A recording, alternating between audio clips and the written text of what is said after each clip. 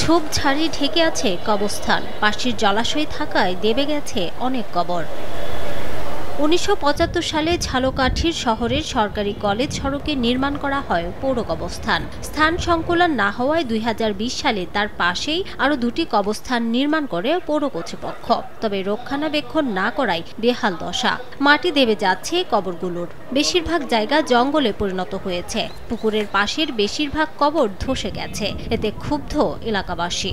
আমার বাবা মার কবরই ১.৫ লক্ষ টাকা নিয়েছে। এই গোরস্থানে অনেক কবর পানিতে নামে গেছে পুষ্করিণীর ভিতর, কিন্তু এটার কোনো উন্নয়ন হয় না। এই একই অবস্থা, বর্ষার ভিতর কবরস্থান সম্পূর্ণ ডুবে থাকে, এটাই বলা যায়। এটা কোনো দেখার কোনো মানুষও নেই, মানে এমন অবস্থা মানে জরাজীর্ণর মতো বলা যায়। এটা শিগগিরই প্রকল্প তৈরি করে কবরস্থান সংস্কারের আশ্বাস পৌর কর্তৃপক্ষের। অবকাঠামোগত এবং দৃষ্টিনন্দিত যাতে হয় সেইভাবে আমরা